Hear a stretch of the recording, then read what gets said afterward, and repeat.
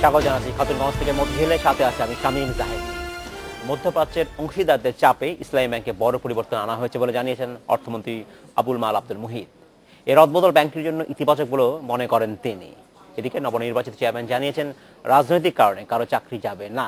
Bank সম্পর্কে ধারণা পরিবর্তনে কাজ শুরু করছে নতুন পর্ষদ। আজ আমরা আলোচনা করব ইসলামী ব্যাংক ব্যবস্থাপনায় রদবদল। এই নিয়ে কথা বলতে আমাদের সাথে স্টুডিওতে রয়েছেন ইসলামী ব্যাংকের ভাইস চেয়ারম্যান সৈয়দ আসনুল আলম। তবে আলোচনা শুরু করার আগে দেখে নেব একটি প্রতিবেদন। প্রতিষ্ঠার ৩৩ বছরে ৩১৮টি শাখা খুলেছে ইসলামী ব্যাংক। প্রায় ১৩,৫০০ কর্মী সেবা দিচ্ছেন ১,২০,০০,০০০ গ্রাহককে। ৬৮,০০০ কোটি টাকার আমানতের বিপরীতে বিনিয়োগ ৬৫,০০০ কোটি, যা থেকে ২০১৬ সালে আয় হয়েছে ২,০০০ কোটি টাকার বেশি। এত ভালো অবস্থায়ও গত সপ্তাহে ব্যাংকটিতে আনা হয়েছে বড় পরিবর্তন। কারণ হিসেবে মধ্যপ্রাচ্যের অংশীদারদের চাপের কথা জানিয়েছেন অর্থমন্ত্রী। তাদের আরও সমস্যা আগের থেকেও কিছু কিছু ছিল, যে তাদের প্রফিটস আলটিমেটলি কোথায় যায়, হাউ ইট ইজ ইউজড, এটা নিয়ে প্রশ্ন ছিল। Islamic development bank of Pakistan, আমাদের যে Jeddah, that's also partner of the bank. This matter was brought to my notice by the President of Islamic Development Bank almost 2 years ago. এদিকে ব্যাংকটির নতুন নেতৃত্ব জানিয়েছে শরিয়া মেনে আগের মতোই চলবে কার্যক্রম। তবে নারী ও অন্য ধর্মের অনুসারীদের অংশগ্রহণ বাড়াতে চাকরি নীতিমালায় আসছে পরিবর্তন।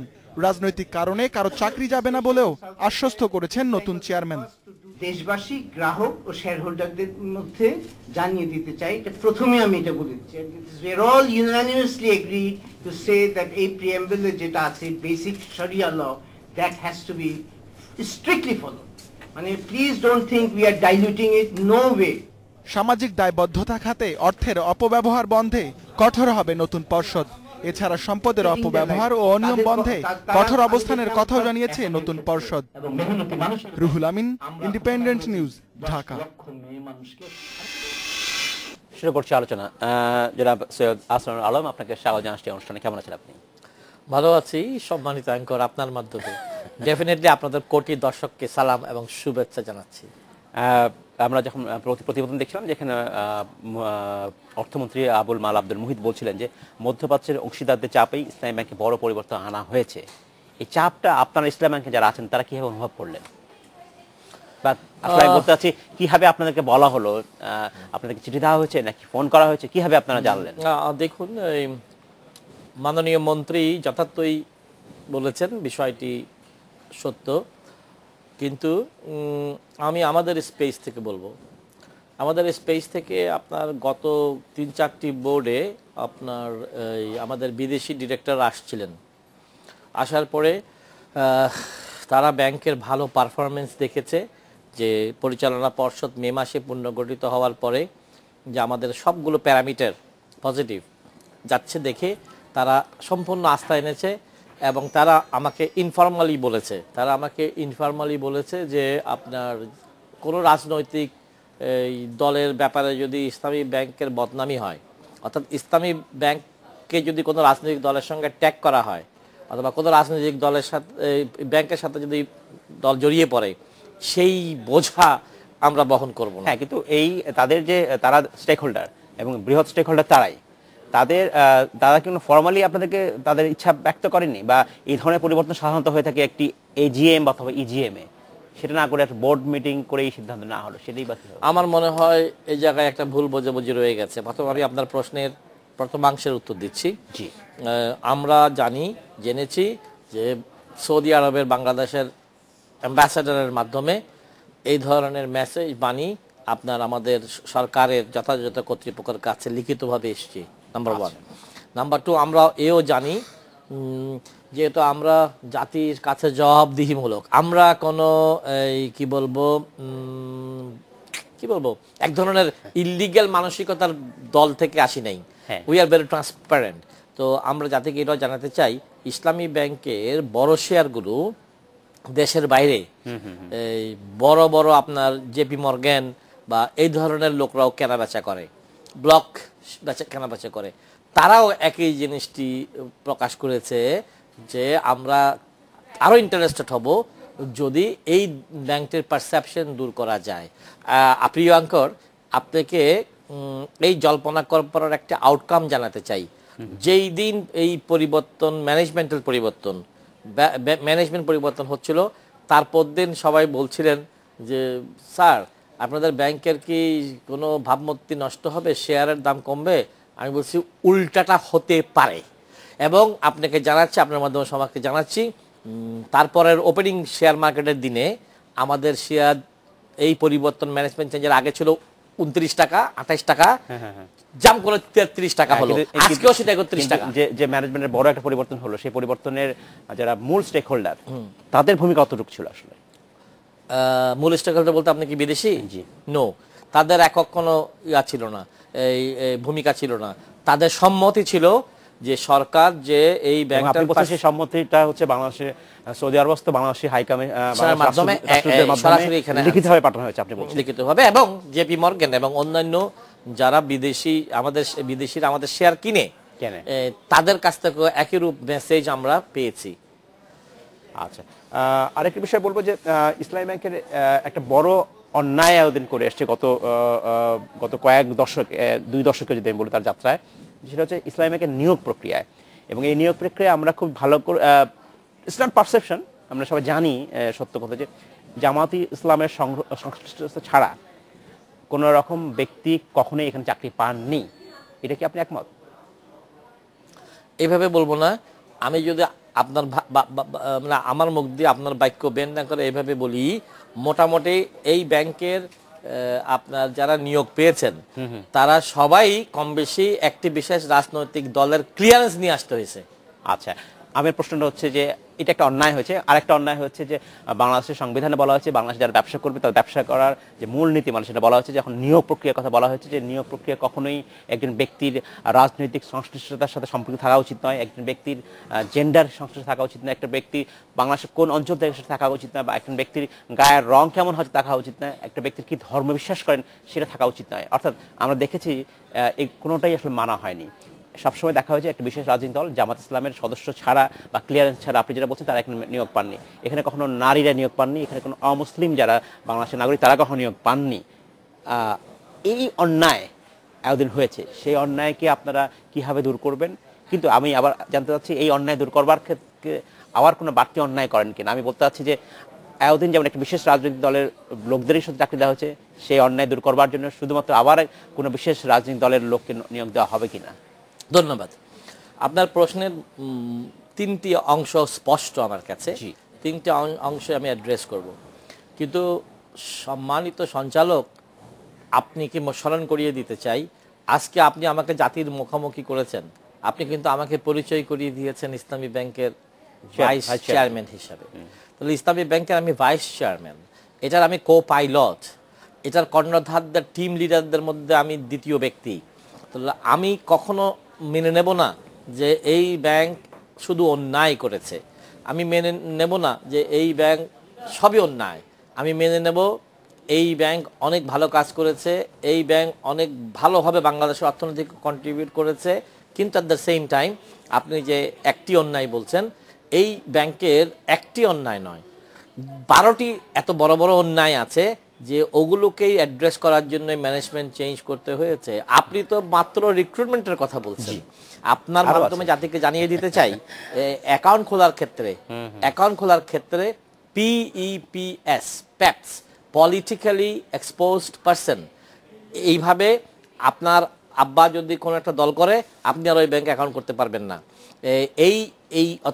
অর্থাৎ কোনো মন্ত্রীর ছোট ভাই সেখানে অ্যাকাউন্ট করতে পারবে না। সেই অ্যাকাউন্টটা করতে হলে মাননীয় MD মহোদয়ের কাছ থেকে, হেড অফিস থেকে অনুমোদন নিতে হয়। এই জঘন্য ব্যাপারটি যখন আমার চোখে আসে, আমি এটাকে যখন প্রতিবাদ করি, তখন ওনারা নাম পরিবর্তন করে বলল IP, ইনফ্লুয়েন্সিয়াল পারসন। এইভাবেই তারা ডিসক্রিমিনেশন করেছে এখন খোলার ক্ষেত্রে, তারা ডিসক্রিমিনেশন করেছে আপনার এই রিক্রুটমেন্টের ক্ষেত্রে, মেনি থিংস। তো আমরা এগুলোকে দেখব, আমরা ডেফিনেটলি দেখব। তার আগে নেব একটা বিরতি পরে আপনার কাছে শুনবো রিক্রুটমেন্টের নতুন কি ব্যবস্থা আপনারা চালু করছেন যাতে এই ডিসক্রিমিনেশন বা যেটা হয়েছিল ডিসক্রিমিনেশন সেটা দূর হয়ে যেতে পারে। ধন্যবাদ। আমরা নিচ্ছি একটি বিরতি, আমাদের সাথেই থাকবেন, ফিরছি শীঘ্রই। স্বাগত আরেকবার খাতুনগঞ্জ থেকে মধুশিলা। আজ আমরা আলোচনা করছি ইসলামী ব্যাংকের ব্যবস্থাপনার পরিবর্তন নিয়ে। এ নিয়ে কথা বলতে আমার সাথে স্টুডিওতে রয়েছেন ইসলামী ব্যাংকের ভাইস চেয়ারম্যান সৈয়দ আসরানুল আলম। জনাব আলম, আপনাকে স্বাগত জানাচ্ছি। আরেকবার আমরা বিরতি যাবার আগে কথা বলছিলাম যে দীর্ঘদিন যাবৎ ইসলামী ব্যাংকের নিয়োগ প্রক্রিয়ায় যে দুর্নীতি এবং যে অনিয়ম এবং বাংলাদেশের সংবিধানের প্রতি যে বৃদ্ধাঙ্গুলি দেখানো হয়েছিল, তার পরিবর্তনের জন্য এবং সেটাকে ঠিক করবার জন্য কি আপনারা রিক্রুটমেন্ট ব্যবস্থা নিচ্ছেন এখন? Thank you. It is nice to let the whole nation know. আমরা এখন রিক্রুটমেন্ট করব একেবারেই বৈধ এবং আইনগতভাবে। আমরা পেপারে বিজ্ঞাপন দিচ্ছি এবং ওখানে লেখা থাকবে যে কোনো প্রকার বৈষম্য চলবে না, অর্থাৎ জাতি, ধর্ম, বর্ণ, গোত্র, জেন্ডার নির্বিশেষে রিক্রুটমেন্ট হবে। এক্স্যাক্টলি। এই অনেক আগে, মানে অনেক দিন আগে একেবারে মেয়েদের জন্য আপনার একেবারে ইসলামী ব্যাংকের দরজা বন্ধ ছিল, কিন্তু গত 2-4-5 বছর বা আরেকটু বেশি 5-7 বছর ধরে আপনার এই দরজা খোলা হয়েছে সীমিতভাবে। এখন আমরা কোনো ধরনের বৈষম্য ছাড়াই মেধার ভিত্তিতে পুরুষ নারী যেই আসবে আমরা তাকে অবশ্যই সেটাই হওয়া উচিত। আর যারা চাকরি নিতে চাইবেন তাদের জন্য জানাচ্ছি যে আগে প্রশ্নপত্র এমনভাবে তৈরি করা হতো আরবি জানা লোকগুলো একটু সুবিধা পেত, অর্থাৎ আরবি লেখা লিখতে পারে না, আরবি ভাষা পড়তে পারে না, এরকম লোকগুলো একটু ডিসঅ্যাডভান্টেজের জায়গায় থাকতো। এ ধরনের কোনো কিছুই রাখা হবে না। অন্য সবচেয়ে ব্রাইট প্রাইভেট ব্যাংকে যেভাবে আউটসোর্সিংয়ের মাধ্যমে, আইবি এর মাধ্যমে, ঢাকা ইউনিভার্সিটির মাধ্যমে রিক্রুটমেন্ট করা হয়, আমরা এখন তাই করব। এবং এই যে যারা এসে যাবেন, এই নালার মধ্যে কেউ যদি শরিয়া সম্বন্ধে জ্ঞানের অভাব থাকে তাহলে আমরা তার জন্য ইন্টেন্সিভ ট্রেনিং এর ব্যবস্থা করব।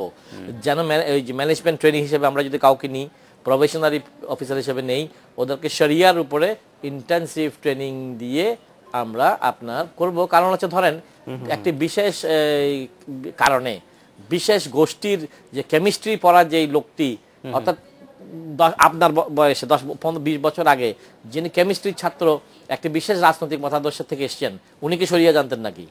তাহলে উনি যদি পারেন এখন এরাও পারবে। এইভাবে আমরা বৈষম্য দূর করব। কথা বলছি তখন কিছু কিছু অনলাইন পত্র দিয়ে খবর এসেছে, যেটা হচ্ছে গত সোমবার পর্যন্ত 26 জন লোককে নতুনভাবে নিয়োগ দেওয়া হয়েছে এবং এদের এই যাদের নিয়োগ দেওয়া হয়েছে তাদের কোনো রকম পরীক্ষা নেওয়া হয়নি এবং কোনো নিয়ম নীতিমালা হয় নাই। অভিযোগ কি সত্য কিনা? প্রথম কথা হচ্ছে যে এটা জাতির সামনে স্পষ্ট করতে হবে, ইসলামী ব্যাংকের ম্যানেজমেন্টের পরিবর্তন এসছে 5 তারিখ জানুয়ারি। তো যেই সমস্ত এরকম কোনো যদি নিয়োগ হয়ে থাকে তাহলে আপনারা সেই নিয়োগের অ্যাপয়েন্টমেন্ট লেটার দেখলেই দেখতে পারবেন এটা পূর্ববর্তী ম্যানেজিং ডিরেক্টর করতে পারে। এবং কিন্তু আমি যেটা আপনাকে বলতে চাচ্ছি, 26 জন রিক্রুটমেন্টের কোনো তথ্য আমার কাছে নেই, আমার জানা নেই, কিন্তু পূর্ববর্তী ম্যানেজমেন্ট করতে পারে। যদি এমডির আন্ডারে যদি কোনো এমডির আন্ডারে কিছু পোস্ট থাকে, তার জুরিসডিকশন যেটা থাকে, এমডির নিয়োগ ক্ষমতা, ওই ক্ষমতা বলে এই আপনার কিছু অ্যাপয়েন্টমেন্ট হতে পারে আপনার, কিন্তু এটা আমার কোনো সুস্পষ্ট জানা নেই। এমডি কিছু অ্যাপয়েন্টমেন্ট দিতে পারে, কিন্তু পরিবর্তনের পরে নতুন এমডি যেহেতু এসে বসছে মাত্র গতকাল, নতুন চেয়ারম্যান এখনো গতকাল আজকেই কাজ শুরু করবে, গতকালও না, নতুন চেয়ারম্যান আজকেই হয়তো কাজ শুরু করবেন। তাহলে এই নতুন চেয়ারম্যান, নতুন ভাইস চেয়ারম্যান, নতুন ইসি চেয়ারম্যান, নতুন এমডি, তাহলে আমাদের জানা মতে এরকম কোনো কিছু আমরা করি নাই। আরেকটা জিনিস বলা হচ্ছে যে সামাজিক দায়বদ্ধতা খাতের অর্থের অপব্যবহার বন্ধে কঠোর ব্যবস্থা নেবে নতুন পর্ষদ। কি ধরনের অপচয় হতো আপনাদের ভাষায়? আমি পরিষ্কার করে বলতে চাই, বিভ্রান্তি সৃষ্টি করতে চেয়েছে অনেকে। ইসলামী bank is a very compliant bank. ইসলামী ব্যাংকে এখন কোনো টেরোরিস্ট ফাইন্যান্সিং, কোনো ধরনের মানি লন্ডারিং দৃশ্যত নাই, কিন্তু এই জিনিসগুলো হচ্ছিল ইসলামী ব্যাংক ফাউন্ডেশনের মাধ্যমে। রাইট, ফাউন্ডেশনের মাধ্যমে, সেটা ভিন্ন কথা।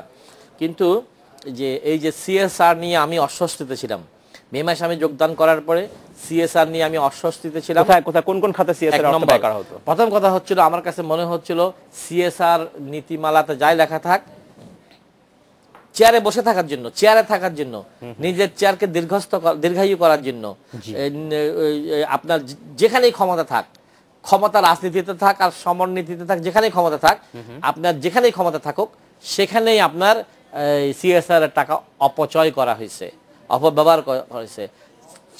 সিএসআর এর টাকা সমাজের, সিএসআর এর রীতিনীতি মেনে সমাজের যেখানে যেখানে করলে সত্যিকার অর্থে সিএসআর হতো সেটা করা হয়নি। এবং আমার একটি ধারণা, আমাদের সিএসআর বছরে প্রায় 85 কোটি টাকা করা হয়, এর মধ্যে 30 কোটি টাকাই নষ্ট করা হতো। এই আমি বলবো না যে তারা পুরো নষ্ট করেছে। তো আমরা সেই সমস্ত সিএসআর নীতি মেনেই আমরা কাজ করব। ঠিক এই মুহূর্তে শেয়ার হোল্ডিং এর স্ট্রাকচার কেমন ইসলামী ব্যাংকের? আমি সর্বশেষ এই কথা বলতে পারবো না, 1 মাস আগের কথা বলতে পারবো। আমাদের প্রায় ধরেন 53% শেয়ার হোল্ডিং, 53% শেয়ার হোল্ডিং সৌদি আরব, Qatar, Dubai, Islamic development bank, অর্থাৎ ইনাদের একটা বড় অংশের শেয়ার হোল্ডিং শেয়ার কিনেছে ব্লক মার্কেট থেকে আপনার ওই যে বিদেশি যারা কিনে জেপি মর্গান এবং এই ধরনের, এটার সংখ্যা 7%-এর কম না, বা একটু বেশি হতে পারে। মতিঝিল শেয়ার ছোট ছোট ক্ষুদ্র ক্ষুদ্র যে শেয়ার কিনেন শেয়ার যারা কিনেছেন তাদের কাছে শেয়ার আছে। বাংলাদেশস্থ বড় বড় শিল্পপতি তারাও আপনার শেয়ার কিনেছেন, অর্থাৎ লোকাল স্টেক হোল্ডার আছে, সৌদি স্টেক হোল্ডার আছে। আরেকটা জিনিস আছে, ইবনে সিনহার কাছে এখনো আপনার 3.75% শেয়ার আছে।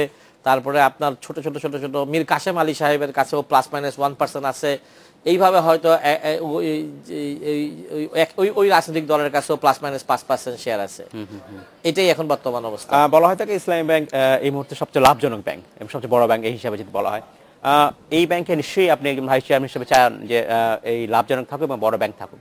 সেইটা যদি সেই পরিস্থিতি অব্যাহত রাখতে চান, লাভজনক দেখতে চান, সামনে চ্যালেঞ্জ কি খুব সংক্ষেপে যদি বলতেন? জি, খুব সংক্ষেপে বলছি। আপনি একটা প্রশ্ন করেছিলেন যে ইসলামী ব্যাংক সবচেয়ে এত প্রফিট করেছে, পরিবর্তন কি দরকার ছিল? ইসলামী ব্যাংক ইজ নাম্বার 1 ব্যাংক, অর্থমন্ত্রী বলেছে, of the country in private sector. আমাদের 2000 কোটি টাকা আমরা প্রফিট করেছি, তাহলে পরিবর্তন কি ছিল?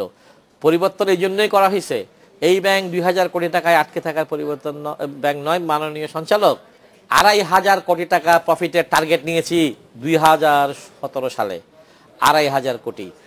আরো 10 লক্ষ নারীকে লোন দেওয়ার টার্গেট নিয়েছি 2017-তে। এই জন্য একটি ডাইনামিক ম্যানেজমেন্টের দরকার ছিল। ম্যানেজমেন্টের মধ্যে টানাপোড়েন থাকলে এগুলো করা যেত না। ইসলামী ব্যাংকে বাংলাদেশের অর্থনৈতিক উন্নয়নের জন্য মেইন ড্রাইভার হিসাবে, বাংলাদেশের অর্থনৈতিক উন্নয়নে একজন মেইন ড্রাইভার হওয়ার সামর্থ্য কিন্তু এই একটি ব্যাংকেরই আছে, এই 80,000 কোটি টাকার ব্যাংক। সো সেই কাজে আমরা নিয়ে যেতে হবো। জনাব সৈয়দ আহসানুল আলম, আপনাকে অসংখ্য ধন্যবাদ।